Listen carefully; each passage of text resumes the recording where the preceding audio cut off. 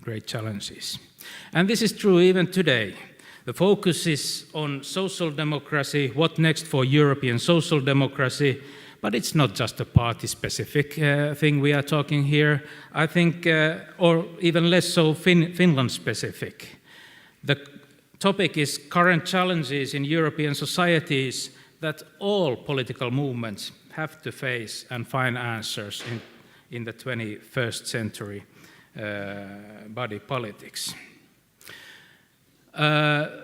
This kind of a debate here in Helsinki is very suitable from the perspective of a Finnish Social Democratic Party, which is in the middle of a process to revise its basic program. For example, today in the party newspaper, it tackles, opens up a debate how the concept of socialism should be treated in 21st century in a party program, in active politics.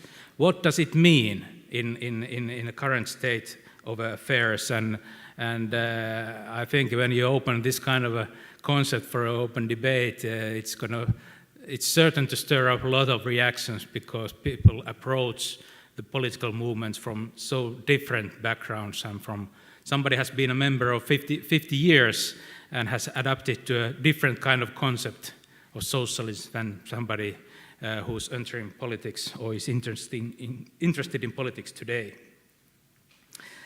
Against this background, I am glad that the chairman of a party, Antti Rinne, has promised to open our seminar and give some background to what is the context that this seminar serves in the social democratic movement in Finland. Antti, please.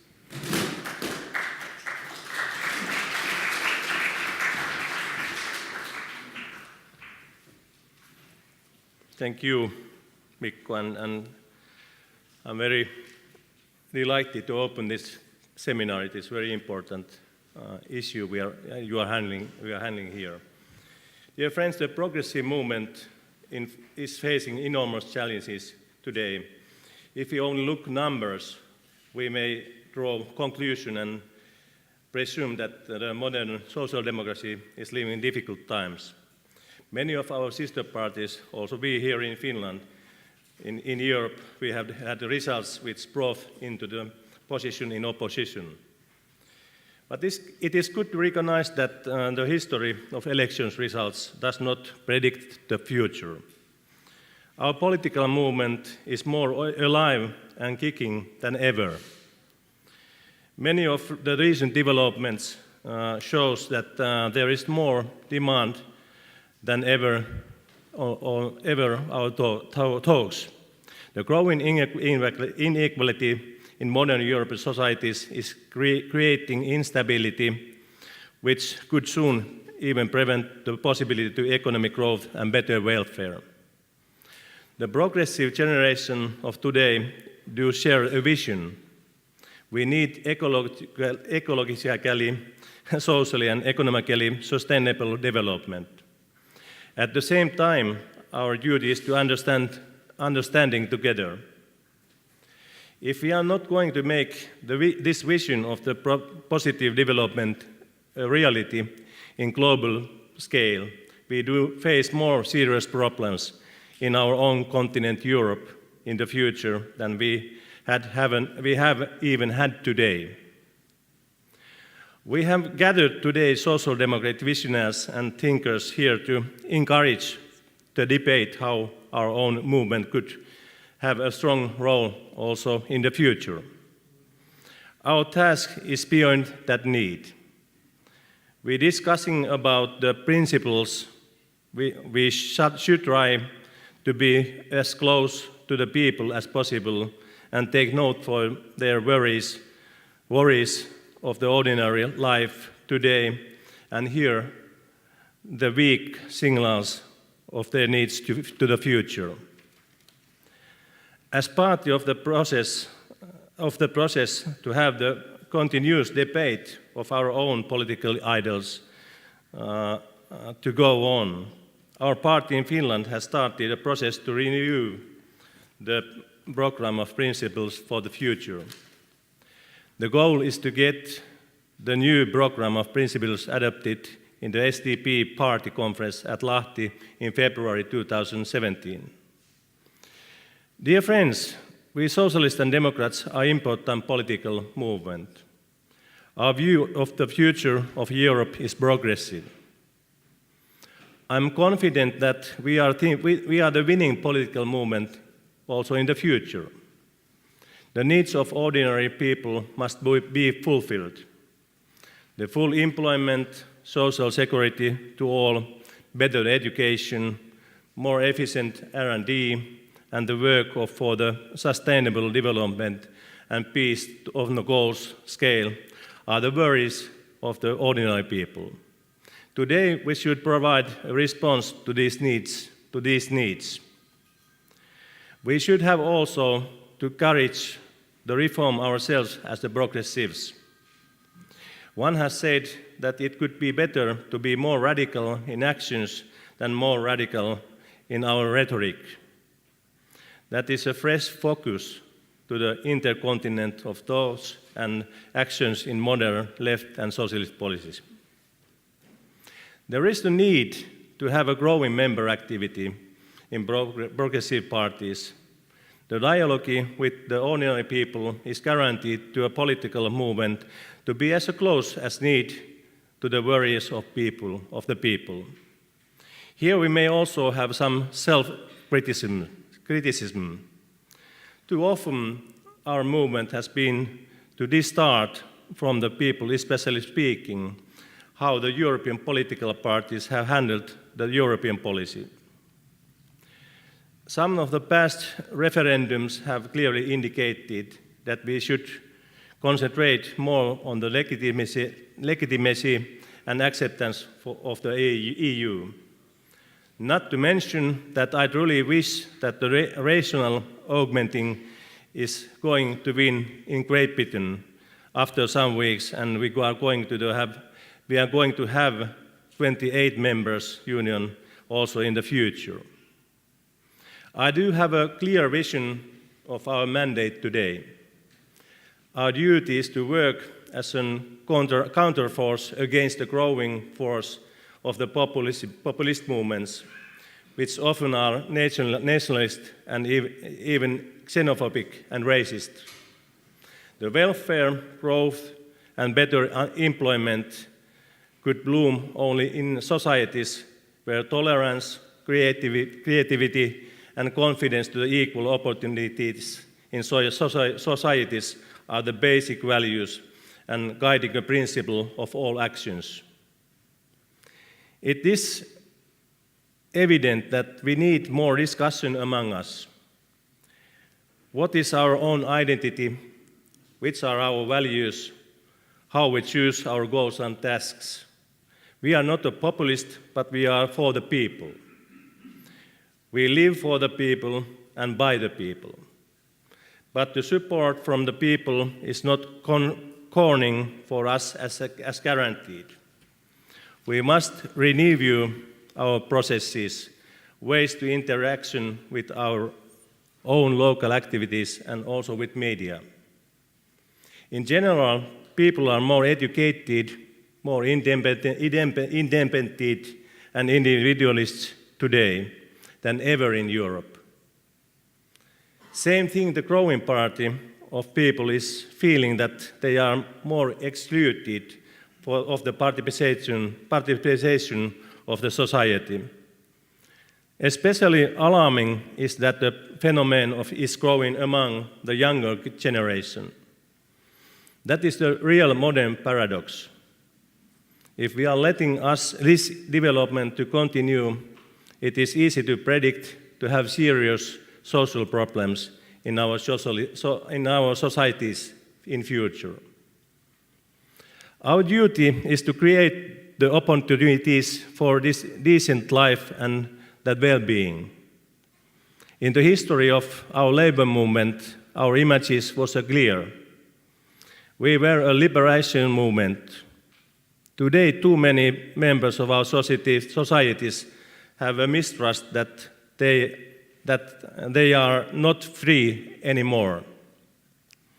That is because of the lack of income, lack of social security, lack of possibilities to fulfill the dreams for a better life for yourself and their family.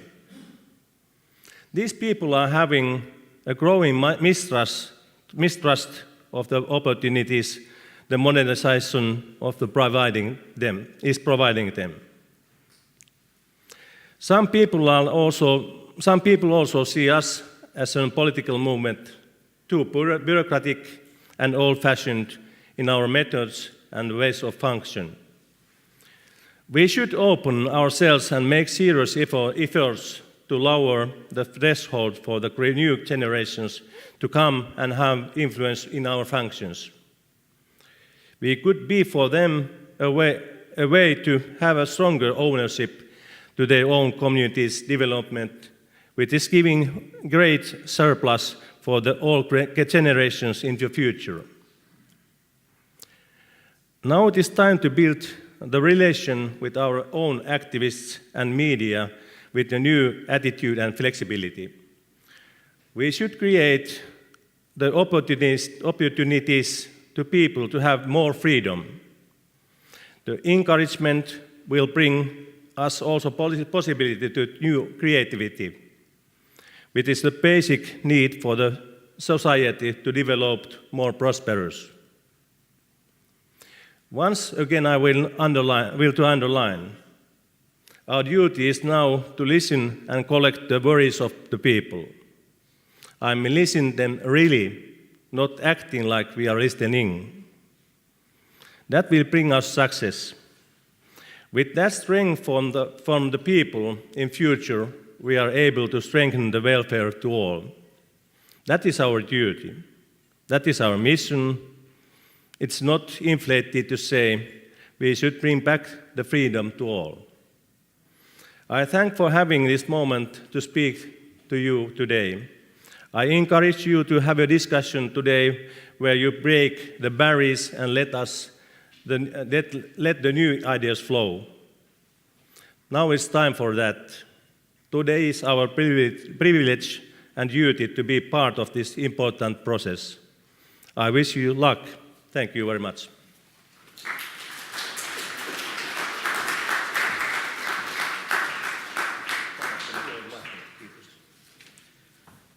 Thank you, Antti. I think in this basic values, freedom is the star above everything else, but in political debates, it's the debate who means freedom. What kind of what do we mean by freedom, and how do we provide such a society? By which means we provide such a society that everybody is entitled to live free. But I think that's one of the battlegrounds of politics that divides parties and has to be defined. But let's go forward. Social democracy and labor movement. It entered Finland in the late 19th century from Germany via Scandinavian countries, especially Denmark and Sweden. And the first and the most famous party programs in Finland were social democratic ones, and they're almost direct translations from German-speaking Europe, Erfurt program and then Vienna program, and that produced the Finnish Forsa program in 1903. Thus, I think it's very interesting to hear now, at the early 21st century, what kind of debates the German social democrats are having at the moment on how those basic values, are they the same, and how they should be implemented in the current political movement and society. In a recent article in Economist, we've been reading these stories about how poorly the left and the social democrats are doing, but they found a new guiding light. Malta is now the stronghold of social democracy. This was 1 month ago or 6 weeks ago or something like that. And I was thinking from a Finnish perspective, but well, we used to think that Germany and Sweden were the ones we should be looking at and they had scored in the elections 40% more or less, depending of a election. So what is the current state of a social democracy in Europe? And I do think that we really are desperately in need to see that social democrats in government and in power in some bigger countries can show some progressive good results that would bring confidence to the movement in other maybe smaller countries.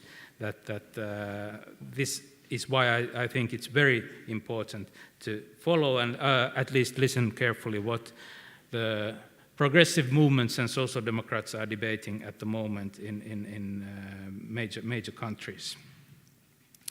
Our keynote speaker today is Gesine Schwan. She's a professor of political science, but also she chairs the Committee for Basic Values of the German Social Democratic Party, SPD. Professor Schwan has made a long and successful scientific career, for example, at the Freie Universität Berlin and at the Europe University Viadrina. And her main fields of research has been in our political philosophy, theories of democracy, also problems of political psychology and political culture.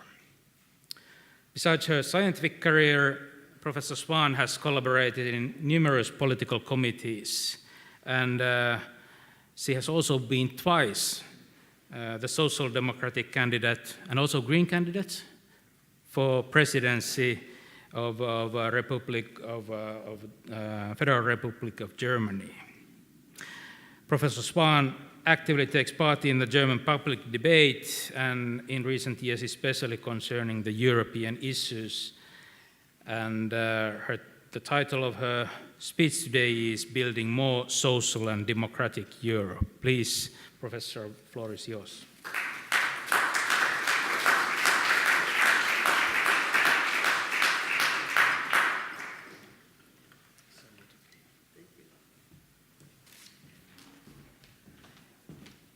Thank you very much for your kind introduction, Mrs. Ambassador.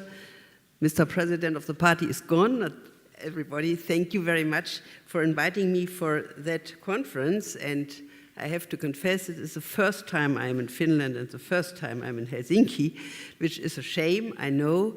The only thing is that I'm not only happy about that weather, but it confirms my absolute positive prejudice on Finland and Helsinki, having been socialized in a time when the Helsinki process and the conference was crucial for détente policy, and having, of course, read all the rankings of education, anti-corruption, etc., where Finland is always at the head of everything. So my good positive prejudice, I will keep it together with that weather. And I think it is, of course, also a privilege for me to talk to you whilst you are preparing a new social democratic program. The German social democracy has made a program, I think it was in 2006 in Hamburg. They are not preparing for the moment a new program that would be too fast and nobody would really believe in the programs. But in fact, one is tempted to rethink programs given the fact that the title, Building a More Social and Democratic Europe, and what is next for social democracy in Europe, brings two main ideas to the front. The one is that the European Union is in a mess, and the second is that the social democracy is in a mess. So we have two messes, and we can find out if one has to do with the other. That might be analytically the case, and how maybe we can also find cures against the two messes. So I will try to have about 3 steps. One is a little bit to describe and analyze the messes. The second is what we would have to aim at or head at. And the second, how we could do it. These are the 3 steps I would like to present to you.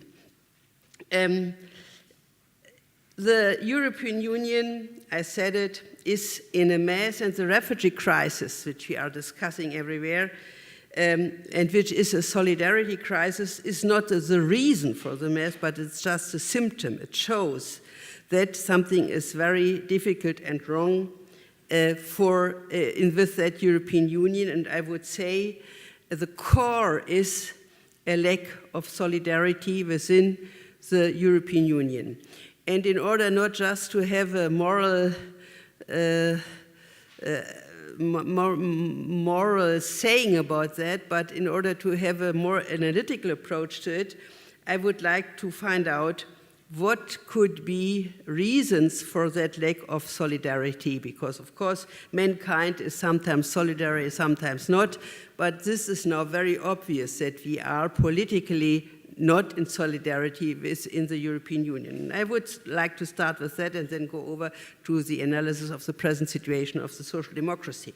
So I would like to start, you said that I have studied political culture and made research on that. In fact, if you make the difference as a political scientist between institutions, etc., and culture, I think culture matters a lot, and I would like to start with a culture point. I think in the European Union, and not only there, we have at the latest since the beginning of the 90s, but even a little earlier, together and in parallel with a new wave of globalization, started a culture of competition. This is for me very important. We have competition everywhere.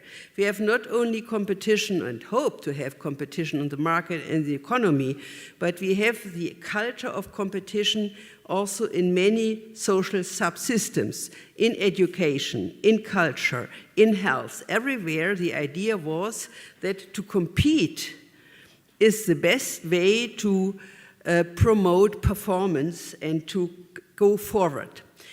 I have known that especially in the education sector, as I have been not only professor, but for 9 years also president of a kind of German-Polish university at the German-Polish border, the European University Viadrina. And that culture of competition, which was also kind of fixed with the Maastricht Treaty, had a number of consequences. First of all, if you compete with somebody, and if you consider the whole society to be a field of competition, if you consider your neighbor to compete with you, you would not just go forward and trust and cooperate, etc., but you would be more or less in distance because he could hurt you. He could bring negative consequences on you. So the real way of competition is a relationship within society which is antagonistic, which is not friendly, which is not cooperative, it's just not open, because if you are in competition, big businesses do not show to each other what they are doing, but they hide it in order to have an advantage over the other. So if the fundamental attitude is competition, you should not be wondering that solidarity is not really coming out of that. If the little kids in school already learn that they have to be better than the other, otherwise they will lose later. And if even the teachers don't say that, but if their parents do suggest that they have to be the best, otherwise they will be lost in that world, then the whole fundamental attitude towards the others is not solidarity, but is, if not hostile, at least indifferent and very individualistic. In Maastricht, this principle of competition transformed the European states, national states, which had already a heritage of course, historical heritage of being also antagonistic and hostile to each other. They strengthened that because now the states became places of investment, places of competing places of investment. It means they had to compete for capital investment, and they did that with, under the influence of the theory of supply, not of demand in the economic field. They did that with lowering wages, with lowering taxes, with lowering social security, with lowering production costs, so that capital would come. And that provoked not only an asymmetry within the state of private and state, but also an asymmetry more and more between poor and rich. And it added to the inherited tensions and prejudices between the states and the national societies. It strengthened that because they now became competitors in what we call in German Standortwettbewerb. I do not know what the Finnish expression is for that because I never could speak one Finnish word. And the competition, Standortwettbewerb in English would probably be the competition on investment places. This is something like we could translate that. So the whole context within the globalization was all the time, be careful, be cautious, do not help each other, do consider the other as your competitor.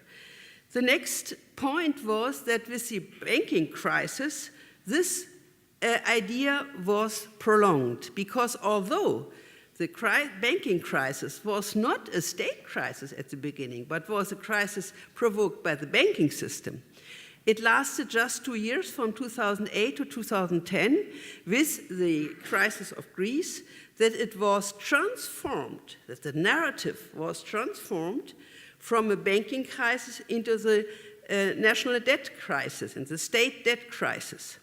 And again, now, the states became not only the subjects, but they had the responsibility for the problem, although the debts of the state in many cases, for instance in Spain, and even in Greece, the cause of the debts causes were that they had bailed out the banks. Many of these national debts had come out of bailing out the banks. So the narrative, which was very much provoked by the general neoliberal saying and also by the neoliberals in the strongest government in Europe, namely the German government, the narrative was, it's again the state. And so they could link up again to something which would have been destroyed through the banking crisis, because the neoliberal saying was that the markets should decide, that the markets would decide better, and not the states because they have potential corrupt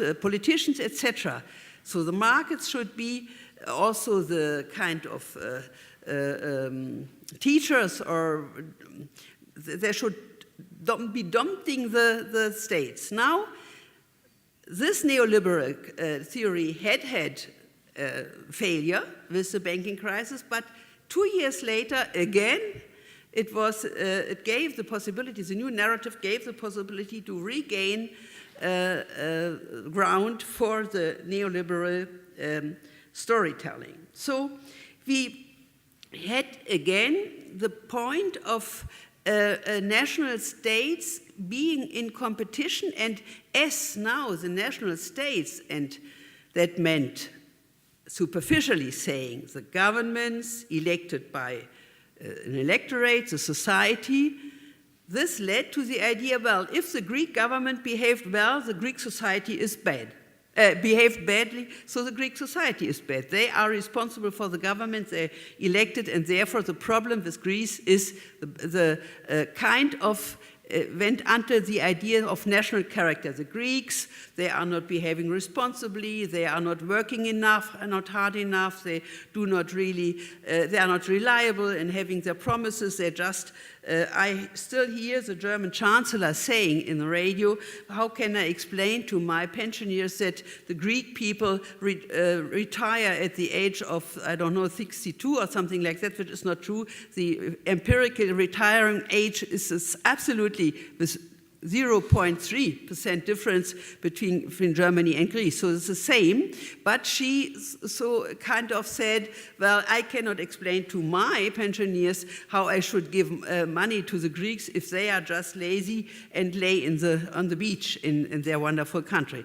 And a little bit the same was said by the leader of the Social Democratic Party last year. He wouldn't say it now this year anymore, but last year he still talked in the same kind of concept that he could not explain to his people why to give so much money to the Greek people. So from a crisis which was initiated by banks, which then went on by the globalized interconnection of economic companies, institutions, etc.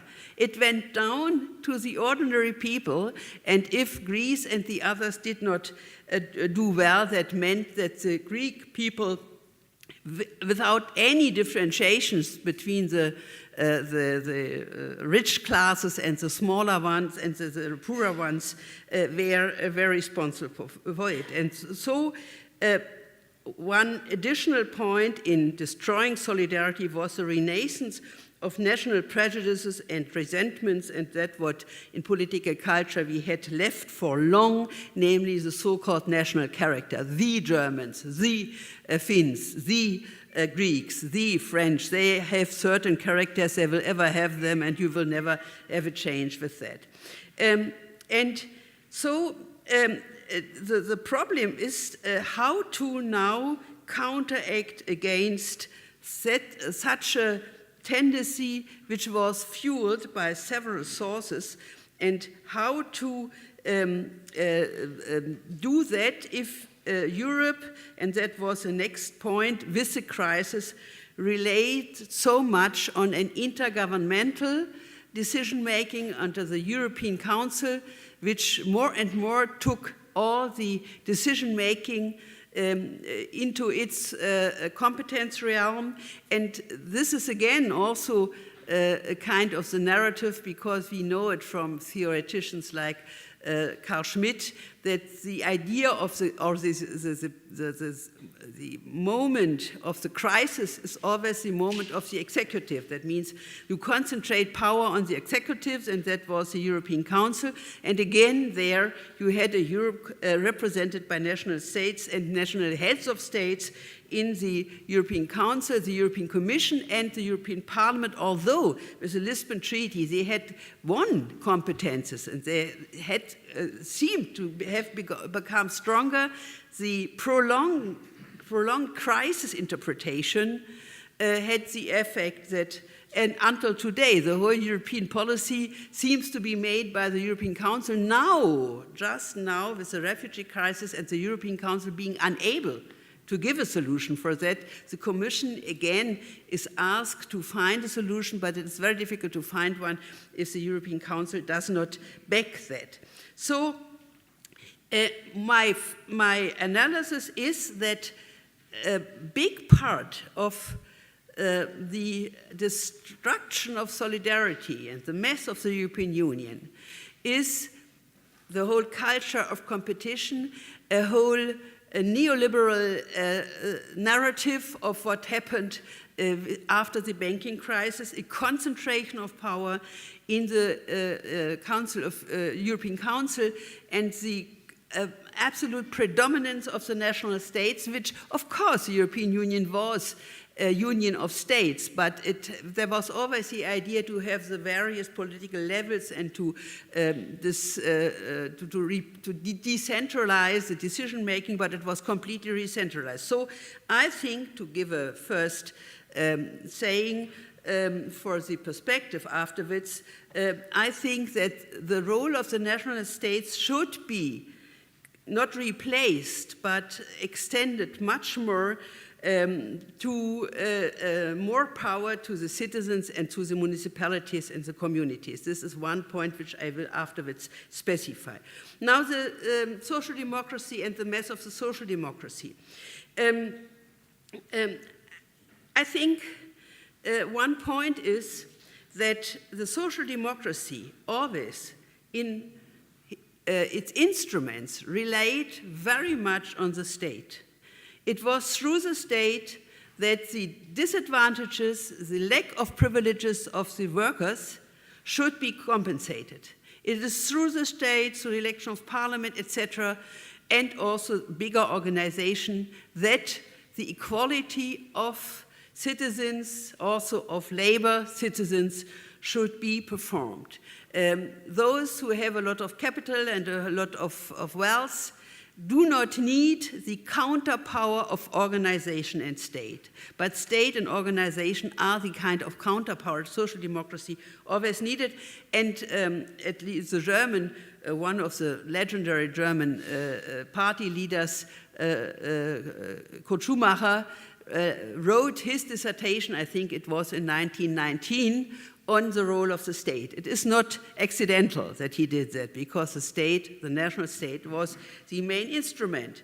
Now, with the globalization, which I mentioned already before, the role of the state became, on the one hand, less important and more important. I showed you how important the state within the European Union became, but one has to say the heads of state. But on the other hand, the state's competencies during the globalization diminished a lot, and there is an asymmetry between the transnational acting of economic agents like companies, etc., and the national realm of national states. So you run all the time after the consequences of actors who can easily and quickly leave your realm of competence and open another company in another country, and then you as a state, you have to do with unemployment. So you have all the time that diminishing of the competencies and the power of the state, and the asymmetry between state and business. And this, of course, causes a core problem for the social democracy, because how to deal now with the problem? Where is the counterpower against corporate power?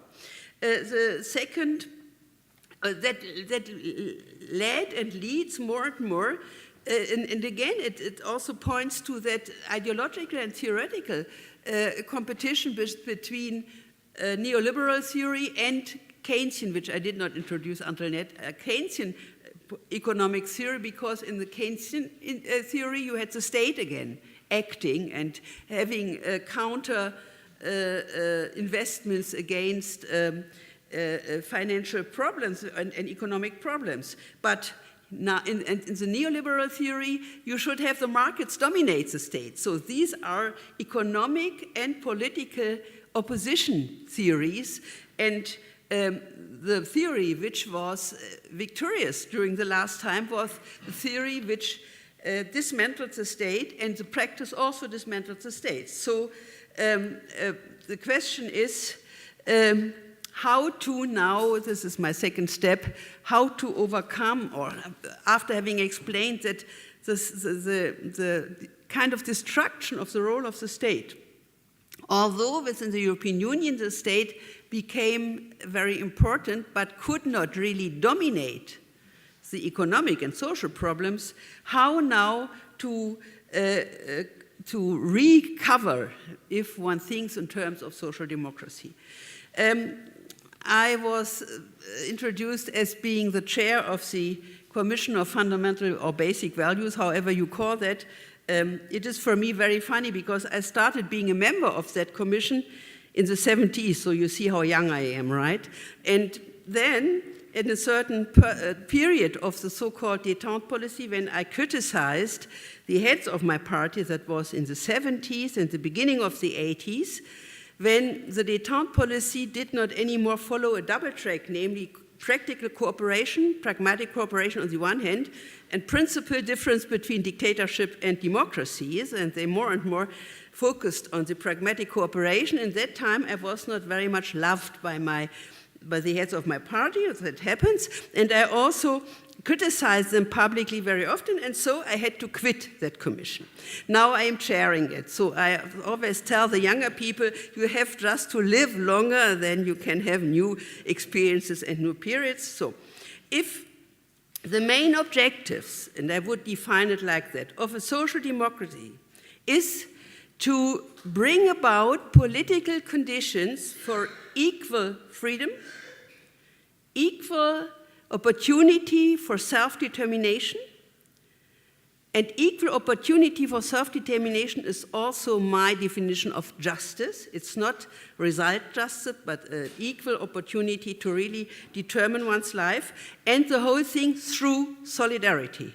It's not without solidarity. So the three fundamental values, freedom, justice, and solidarity, belong together. You can't realize one of these values without the other. If that is the case, and I think that this aim, this objective, is still extremely valid and extremely important, and I don't see an alternatively convincing model or fundamental idea, then we have, of course, to ask what would be the instruments in order to come to that after the analysis I have given to you. By the way, I underlined that solidarity is extremely important in order to bring about freedom and justice, and that reminds me, as I have been professor for political science for a long while, and for 10 years I have had the lectures for introducing young people into political science. So we had already about 300 young students, and of course I took my chance in order really to influence them, etc., through the history of political ideas in Europe. And it is very interesting. One important part I always try to present them is the Nicomachean ethics of Aristotle, where he brings about all the virtues you have to know, and the core virtue is justice. Justice not as a set of institutions, but set as justice as your behavior and your ethical behavior. And at the end of the famous 5th chapter of the Nicomachean, you say Nicomachean ethics, Nicomachische Ethik, I don't know. Anyhow, the 5th chapter, in that the last chapter is called the goodness. In German, it is das Gütige. And you wonder how such a word, which is so far away from rough political life, comes at the end. And even Aristotle says that this, to be good, is the most developed form of justice. And the argument is that you never can find rules or institutions which would really, 100%, he doesn't say 100%, he says it generally, implement justice. Life is not viable just through institutions and rules. Life is more complicated. And therefore, the summit, so to say, of justice is that you resign from rights you would have, because if you would not resign, others would be treated less just. So it is to give the step to others and to not require everything you could require. And I think this is really a good idea of good old Aristotle to show that life is not manageable just through rules and institutions. By the way, also in a good advice I would like to give to the German government, which sticks to rules and thinks that everything can be made and politics can be replaced by rules. I do not believe in that at all. Now, which instruments? And I would say strengthening democratic participation and decision-making is the main point. So what I will suggest to you is now not some content policy on environment, etc., but kind of constitutional suggestions how to implement these values. And that on various levels, generally in the field of politics and in the field of economy. This kind of equality of participation, giving the people, and with all the prerequisites they need, education, etc., for that. That is not just to have a formal position, but you have to really be empowered to do that. This has a lot of implications and consequences. But to do that would be a way. And one is the good old German co-determination. I am a believer in co-determination. Co-determination does not mean, as many of my colleagues in '68 criticized, that I would stabilize capitalism. Yes, in a way I would stabilize capitalism by co-determination, because the grand revolution and the grand global planification wouldn't happen. I do not believe in grand global planification, but co-determination does not mean just be nice with everybody, but I would define it by a word which the German metal union, which was always the strongest union and the most offensive union, called antagonistic cooperation, which is a contresens, but which is important. That means an antagonism would be a contradiction which cannot be solved, but cooperation is just cooperation. So you need both. You need to know the conflicts of interest, etc., not anymore in this very fundamental sense of capitalism analysis, but contradictory interests. You have to know them, and on the other hand, you have also to find cooperation. So to find a balance of conflict and cooperation is an important principle and strategy for that.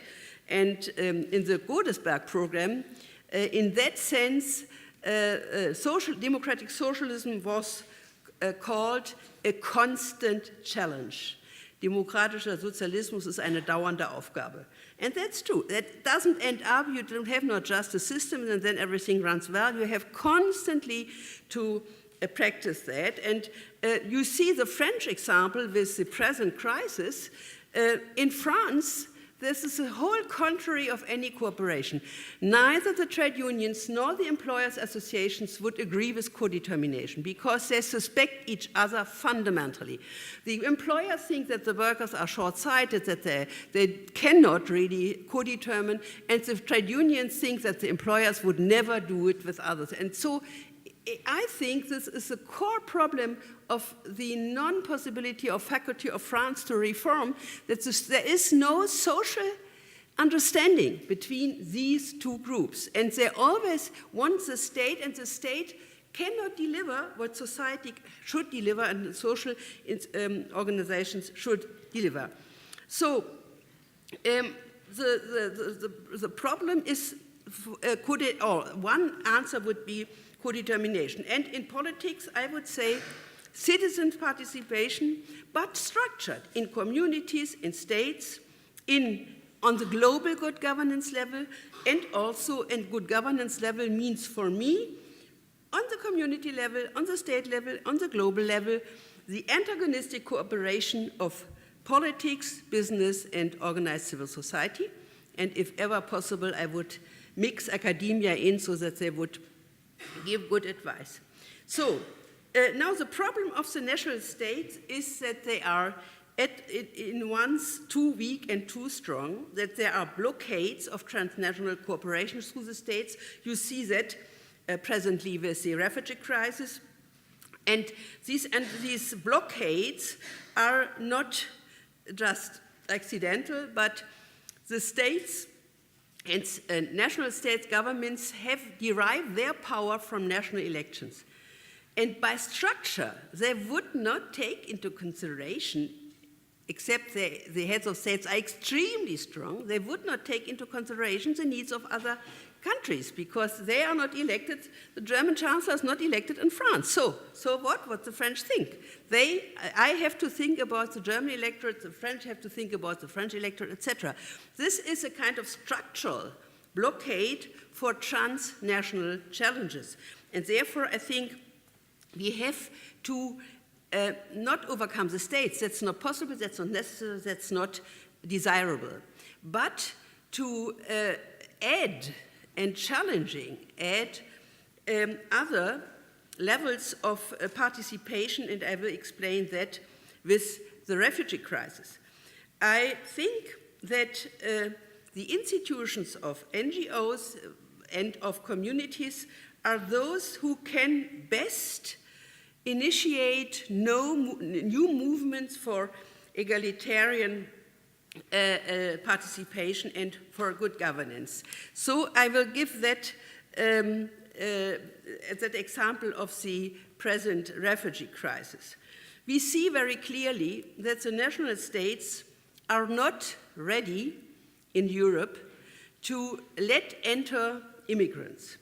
If you take it through mere numbers, even if 1 million of refugees would enter Europe every year, you would have 1 million on 500 million. just with numbers. That would not be huge. Germany in the 50s had about 50 million inhabitants, and they digested 8 million, West Germany digested 8 million people from the East. Yes, of course, they were German. They spoke German, but they were culturally sometimes very different, and the West Germans did not really welcome the East Germans from across the border. So this was also a very big problem, and if you take into account 50 million to 8, I just say 500 to 1 million. So this is really under a different proportion. So what we should have is a new model of letting them enter into Europe. And the present idea of the Commission, and also especially of the German government, to have a deal with Turkey and then kind of to stop any entrance to Europe. So this is 180 degrees from opening everything and then closing everything. That is what the German government has performed during the last months. Now, this idea to undercutting the work of the, what was the English word for Schleuser? The traffic? Yeah, okay, those people. This is very hypocritical, as I said, because even if you undermine it in a certain portion of the Mediterranean, they find their ways in other portions of the Mediterranean or through Bulgaria or whatsoever. So the only way to undermine or to cut that is to open legal entrance to the European Union. There is no other way for that. And to open legal entrance means that you have to find a mechanism so that the combination of refugees, of immigrants, of asylum seekers, these are different categories, I know that quite well, and we would have to introduce a immigration law in Europe and also in Germany, it may be only in Europe. The only way to do it is that we would have inside Europe, not in Northern Africa, not in Turkey, but inside Europe, border institutions financed by the European Union, and where you then give the opportunity to immigrants. And now is the question how? If the states block it, and they will block it, the Commission can, they have already promised to take 160,000 immigrants. They didn't take, they didn't want, but, and there comes my community idea, I think if the European Union has a funding and offers a funding for communities who want to take immigrants, and there are these communities, we have a lot of those, then you can do several things at once. You can freely welcome immigrants to all the cities in Europe and to all the municipalities, and you can even start a kind of growth initiative by that, because we have seen in Germany the many refugees we have taken last year have caused about several 10,000 new jobs in Germany, has fueled a new growth in German economy, and has fueled new tax incomes, so that our finance minister doesn't know what to do with the money which comes in with all these taxes. So there is a possibility, and I know also positively, if you would allow, for instance, Polish communities to offer that. I know it from Wrocław, from Breslau, I know it from Gdańsk, I know it from Warsaw, I know it from a little town at the Baltic Sea, Słupsk. They would welcome refugees, because it would also be in their interest to restructure, if they get financing for that, to restructure their infrastructure, to give jobs to teachers, to social workers, to construction workers, etc. So you can really combine constructively the so-called refugee crisis with a new growth, sustainable growth initiative. This should be extremely social democratic. By the way, it's not my idea. I have combined two social democratic authors. One is a Portuguese European deputy, Maria João Rodrigues, and Ernst, you were present when she presented that. Since then, I have really promulgated that idea, end of January, who had that idea, and the parliamentary group of the European Parliament, the Democrats and Socialists, or Socialists and Democrats, I never know the other way around whatsoever. So they have more or less adopted it, but it doesn't come through yet. But this could be a very interesting idea. And Matteo Renzi, the Italian Prime Minister, has established a system of funds within Italy. And he has offered to Italian municipalities who, for instance, are afraid that their school has to be closed because they don't have any more kids, or that their infrastructure would suffer, they can invite immigrants. And of course, then many practical problems come. Will they stay in a very far away little village in the Apennine? Of course. Do they not prefer to go to Rome or to Germany and to Berlin or to Frankfurt directly? Yes, one has then to establish mechanisms, but I'm quite sure that you would have a completely different landscape in Europe. Not just the Poles don't want, the Finns don't want, because Finland is not enormous with accepting immigrants as far as I am informed. But if you just decentralize that to the municipality level, I think you will have completely different results, because so many people, if they see it in concrete and do not make out of that a whole ideological stuff, they would be helpful. I know so many initiatives also in Germany which really encourage us, because we have all this terrible stuff with the alternative for Germany and burning the houses, etc. This is terrible in Germany. I know that, but you have also the other parts, and they could much more come up. So this is one example how I think one could really solve several things at once, and I'm very much fighting for that. The second, and will be my very last point, is how to bring about, this is still within the third part, a social Europe. I think and this is also not my original idea, but it has also been developed on various levels, and also in the parliamentary group in the Democrats and Socialists? Okay, Socialists and Democrats in the European Parliament, namely to kind of enrich the European semester. It is a complicated mechanism, this European semester, but the semester is a way how to coordinate European economic and financial policy. And up to now, this works mostly with, again, the European Council. There's a commission which presents an analysis and some suggestions. Then, for instance, at the end of 15 for the next year to decide. Then in 16, European Parliament gets these proposals, but they also go then to the European Council, the head of states, and then to the Ministers' Council, and back and forth. And from then, the European Parliament doesn't have any real say on that, but it is just on the level of the executive that they do it.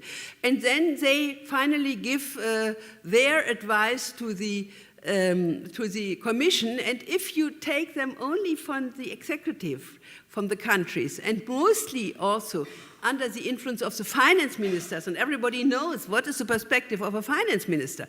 He has to economize money. He's not, if he's very, very smart, then she will also by that shape a policy positively, but mostly they want to keep the money together, and this is what they want. So I think one should include very much the European Parliament and all these steps of decision-making, and combine the European Parliament in these steps with representatives of the national parliaments, be it of the commissions of economy or European commissions, whatsoever, of the national parliaments, because, and that is already practiced to a certain degree, the European Parliament does already in some commissions cooperate with representatives of national parliaments. And I think this intertwining of the national and the European level on the parliamentary, in the parliamentary dimension is adequate to this very special thing as the European Union is. That will not be and should not be supra-state.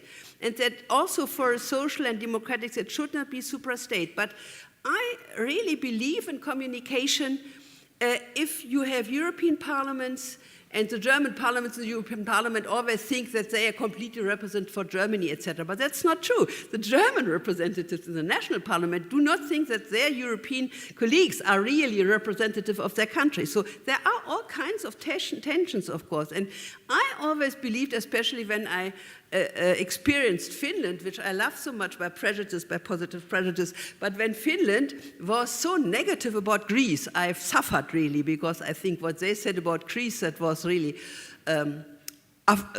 awful. And I would have loved that national Finnish deputies would have met Greek deputies in Strasbourg and would have learned from them in the original version they have what are the problems, because if they get them only through their governments and through their newspapers, that's not enough. So to bring that together, and by that to have a kind of adapting mechanism for the advices the Commission finally gives, closely about March, April in a year, to the national states. The present stage is that only the executive and the Council of the Ministers and the heads of states are influencing that, with the result that these advices of the commissions are not followed. They are just given, and the national parliaments do not follow it. And there is no control of the Commission to force and to oblige that. So I strictly believe that voluntary cooperation and communication is much more effective than all the time to press on the people and to oblige them and to give rules and to threaten them with procedures, judicial procedures, etc. And that brings me to my last remark.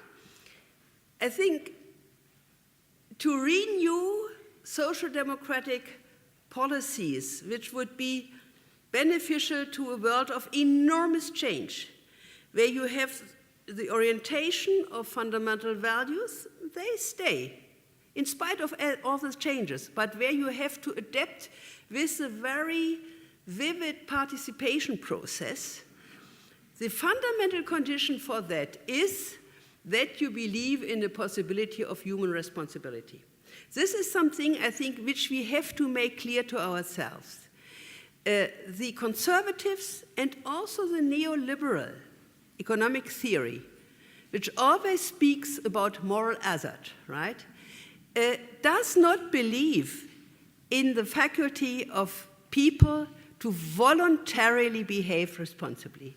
I have discovered that all the time when I was in a kind of dispute with others. I think the typical social democrat anthropology or idea of man is not that they are all angels, certainly not, but not that they are all devils, that you have to press them, to oblige them, to blackmail them, but that they have both, and that you should create institutional and cultural conditions in order to bring about voluntary cooperation. And I firmly believe that that is possible. I have had so many experiences of positive outcomes of such a benevolent, fair, negotiation-led politics that I really think we have to find that back. The last 2 decades have been completely dominated by this alternative idea that people are bad, that they are mean, that they are mesquin, that they are narrow in their views, and they would not be benevolent to others, etc., because they always think of them, their small realm. We have seen in Germany that so many people did not just do a sacrifice by helping, but that they enjoyed helping. They enjoyed solidarity. And I would really say solidarity is a source of joy. What is nicer than really to give something without calculation, or to be given something without the doubt that the person who gives you something just wants you afterwards to do that other things. Just to behave with each other, not always, but nevertheless in a benevolent, in a friendly way. This is, I think, the idea of a social democratic politics, the idea of a social democratic world. And yesterday in the plane, I read an article on town and municipality development in Latin America. And there were some ideas where one of the activists said, you know, we have arrived to a situation, and that was difficult enough, where we can let the doors open, where we have clean air, clean food, and where we can be friendly with each other. I found that very touching, I have to say, and to see in which kind of world do I want to live. I want to live in a world where I can let the door open. Thank you.